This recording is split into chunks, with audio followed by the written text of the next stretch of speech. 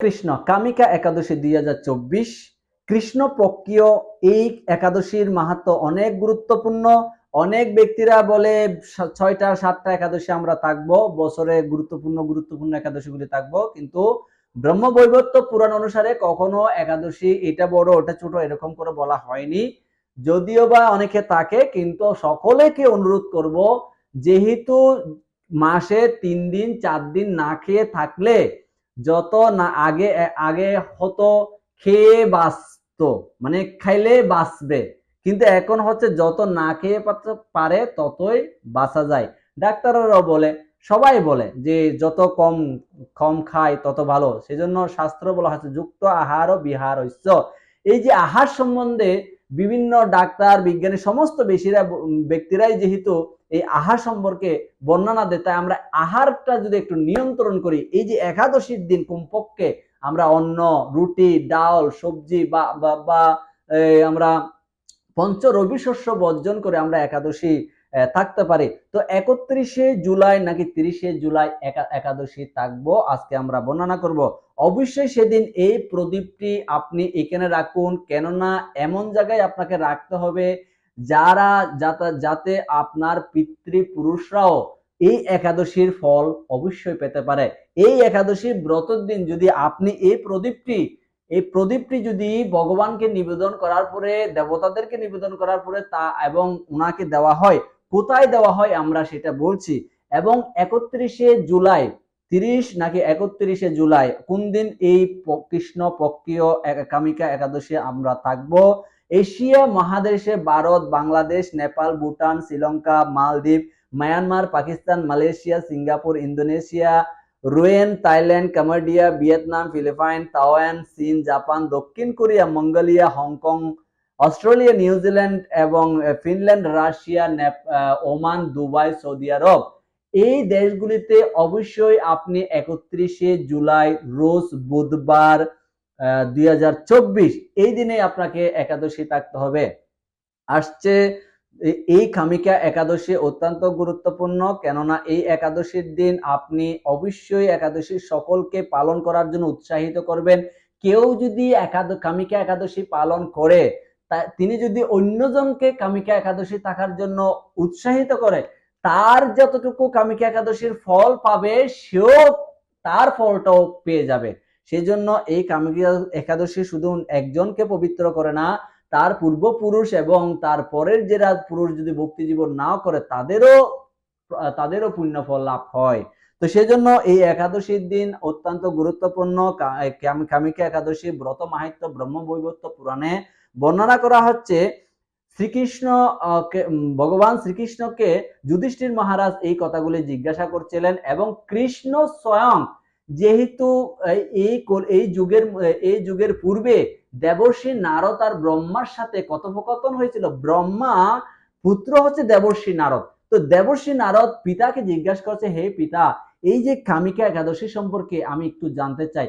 সেই কথাগুলি অর্থাৎ ব্রহ্মা এবং নারদের কথোপকথনগুলি যেহেতু কলিযুগের প্রারম্ভে অর্থাৎ দাপর যুগের শেষে কলিযুগের প্রারম্ভে জিজ্ঞাসা করেছে হচ্ছে যুধিষ্ঠির মহারাজ। কাকে জিজ্ঞাসা করেছে? কৃষ্ণকে।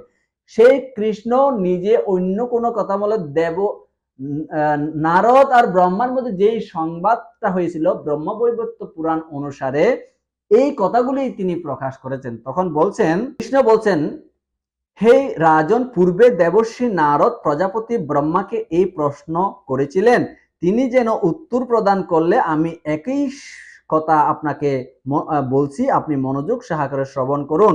এক সময় ব্রহ্মার কাছে ভক্ত শ্রেষ্ঠ নারদ জিজ্ঞাসা করলেন, হে ভগবান, শ্রাবণ মাসে কৃষ্ণ পক্ষীয় একাদশীর নাম কি? এর আরাধ্য দেবতা কে? এই ব্রতে বিধি বা কি রকম, এবং এই ব্রতের ফলে কি পুণ্য ফল লাভ হয় তা সবিশেষ জানতে আমি ইচ্ছা করি। আপনি কৃপা করে আমাকে তা জানালে আমার জীবন ধন্য হবে। শ্রী নারদের কথা শুনে ব্রহ্মা অত্যন্ত সন্তুষ্ট হলেন। তিনি বললেন, হে বৎস, জগৎ জীবের মঙ্গলের জন্য আমি তোমার প্রশ্নে যথাযথ উত্তর দিচ্ছি, তুমি তা শ্রবণ করো। শ্রাবণ মাসের কৃষ্ণ পক্ষীয় একাদশী কামিকা নামে জগতে প্রসিদ্ধ। এই একাদশীর মাহাত্ম্য শ্রবণে বাজপেয়ীর যজ্ঞের ফল লাভ হয়। ভগবান শ্রীহরি পূজা অর্চনা অপরিমিত পুণ্য ফল লাভ প্রদান করে। গঙ্গা, গোদাবরী, কাশী, নৈমিষারণ্য, পুষ্কর ইত্যাদি তীর্থ দর্শন সমস্ত ফল একমাত্র কৃষ্ণ পূজার মাধ্যমে কোটি গুণ লাভ করা যায়। সাগর ও অরণ্য যুক্ত পৃথিবীর দানের ফল, দুগ্ধবতী গাভী দানের ফল অনায়াসে এই ব্রত লাভ হয়। যারা পাপ পুণ্য সাগরে নিমগ্ন, এই ব্রত তাদের উদ্ধারের একমাত্র সহজ উপায়, এরকম পবিত্র।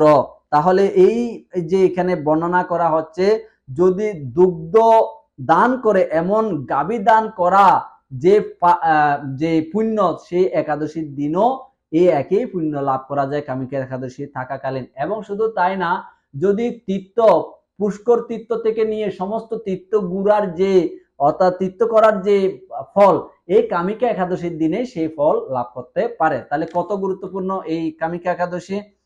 পাপনাশক শ্রেষ্ঠ ব্রত আর জগতে নেই। অর্থাৎ এই কামিকা ব্রত পালন করে এর থেকে পাপ নাশকারী ব্রত আর নেই বলে বর্ণনা করা হচ্ছে। শ্রীহরি স্বয়ং এই মাহাত্ম্য কীর্তন করেছেন। রাত্রি জাগরণ করে যারা এই ব্রত পালন করেন তারা কখনো দুঃখ দুর্দশা গ্রস্ত হন না। এই ব্রত পালনকারী কখনো নিম্ন যোনি প্রাপ্ত হন না। কেশবপ্রিয়া তুলসী পত্রে যিনি শ্রীহরির পূজা করেন, পদ্ম পাতায় জলের মতো তিনি পাপের নির্লিপ্ত থাকেন। তুলসী পত্র দিয়ে বিষ্ণু পূজা ভগবান যেমন সন্তুষ্ট হন, মণিমুক্তাদি মূল্যবান রত্ন মাধ্যমে যেমন প্রীত হন না, তিনি কেশবকে তুলসী মঞ্জুরি দিয়ে পূজা করেন আর জন্মার্জিত সমস্ত পাপ ক্ষয় হয়ে যায়। এই প্রসঙ্গে ব্রহ্মা বললেন, হে নারদ, যিনি তুলসীকে প্রত্যহ দর্শন করেন তার সকল পাপরাশি বিদূরিত হয়ে যায়। যিনি তাকে স্পর্শ করেন তার পাপ মলিন দেহ পবিত্র হয়ে তাকে প্রণাম করলে সমস্ত রোগ দূর হয়। তাকে জল সিঞ্চন করলে যমও তার কাছে আসতে পারে না। শ্রীহরির চরণে তুলসী অর্পণ করলে ভগবত ভক্তি লাভ হয়। তাই হে কৃষ্ণ ভক্তি প্রদায়িনী, তোমায় প্রণাম করি। যে ব্যক্তি হরি বা আসরে ভগবানের সামনে দীপদান করেন, চিত্রগুপ্ত তার পুণ্যের সংখ্যা হিসাব করতে পারে না, তার পিতৃপুরুষেরও পরম তৃপ্তি লাভ করেন। শ্রীহরি বললেন, হে রাজন, আমি আপনার কাছে সর্ব পাপ হারিণী কামিকা একাদশীর মাহাত্ম্য বর্ণনা করলাম। অতএব যিনি ব্রহ্ম হত্যা পাপ বিনাশিনী মহাপুণ্য ফলাদি এই ব্রত পালন করবেন ও এই মহাত্মা শ্রদ্ধা সহকারে পাঠ অথবা শ্রবণ করবেন, তিনি সর্বপাপ থেকে মুক্ত হয়ে বিষ্ণু লোকে গমন করবেন। তো এই কামিকা একাদশীর দিন আপনাকে অবশ্যই তুলসী সেবা করতে হবে। যদি তুলসী দেখবেন মঞ্জুরি, ভগবান এই কামিকা একাদশীর দিন অবশ্যই তুলসী মঞ্জুরি দিয়ে, যদি তুলসী পত্র সমেত এবং তুলসী মঞ্জুরি দিয়ে যদি ভগবানের সেবা করা হয়, ভগবান সন্তুষ্ট হয় এবং বলা হয়েছে সর্ব পাপ বিনাশ হয়। তাই আমাদের উচিত এই কামিকা একাদশীর দিন ভগবান তুলসী দ্বারা সন্তুষ্ট হয় এবং সমস্ত কিছু যখন আমরা যা ফল ফুল বা ফল দুধ বা যা খাবো, সেদিন একাদশী যদি নির্জলা থাকতে না পারেন, অবশ্যই ফল দুধ এগুলি খেয়ে কোনো সবজি বয়েল করে বা ঘি বা সানফ্লাওয়ার তেল দিয়ে রান্না করেও সবজি খাওয়া যাবে। সেদিন অবশ্যই আপনি এই তুলসী মঞ্জুরি ভগবানের চরণে আপনি রেখে দেবেন এবং ভগবানের চরণে অনেকগুলি তুলসী দেবেন।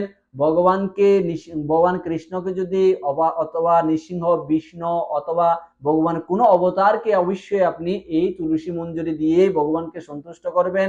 অবশ্যই সেদিন যদি নির্জলা একাদশী থাকতে না পারেন, এগুলি খেয়ে থাকতে হবে। এবং আপনি এই একাদশী ব্রতের দিন যদি ঘুম না যেয়ে পারেন, অর্থাৎ হরিবাসর করতে পারেন, হরিনাম করে যদি আপনি কাটাই দিতে পারেন, তাহলে সবচেয়ে ভালো বলে ব্রহ্ম বৈবর্ত পুরাণে বর্ণনা করা হচ্ছে। যদি আপনি না পারেন, অবশ্যই কিছু সময় ঘুমাতে পারেন, চেষ্টা করতে হবে সেদিন। কিন্তু এই যেই প্রদীপটির কথা আমরা আজকের যে মূল বিষয় একাদশী এবং প্রদীপটির বিষয়ে যদি কোনো ব্যক্তি ওই দিন যেহেতু সারা রাত আপনার একাদশীর দিন থেকে পরের দিন পারণ পর্যন্ত এমন একটা প্রদীপ তৈরি করতে হবে যে প্রদীপটার কখনো তার আগুন কখনো নিভবে না, যতক্ষণ পর্যন্ত আপনি নিজে নিভাচ্ছেন না ততক্ষণ পর্যন্ত নিভবে না। আপনি একাদশী মাহাত্ম্য, যেদিন একাদশী থাকবেন, ভোরে ঘুম থেকে উঠবেন, সকালে ঘুম থেকে উঠে স্নান আদি করবেন, তিলক করবেন এবং ভগবানের অর্চনা করবেন, মঙ্গল আরতি করবেন, ভগবানকে প্রদীপ দেখাবেন এবং শঙ্খ, জল শঙ্খ এবং বস্ত্র, তারপরে চামর পাখা দ্বারা ভগবানকে ভোগ নিবেদন করার মাধ্যমে আপনি সেদিন একাদশী ব্রত পালন করবেন। এবং একাদশী ব্রতের দিন অবশ্যই গীতা পাঠ, আমাদের কামিকা একাদশীর মাহাত্ম্য শ্রবণ করা উচিত। যদি কারো গৃহে একাদশীর ব্রতের মাহাত্ম্য যে গ্রন্থ না থাকে তাহলে অবশ্যই আপনি নিকটতম কোনো একটা মন্দির থেকে বা ইসকন কোনো মন্দির থেকে আপনি সংগ্রহ করে নেবেন এবং সেই একাদশীর দিন আপনি প্রদীপ, যে প্রদীপটার কথা, একটা মাটির প্রদীপ আপনি নেবেন।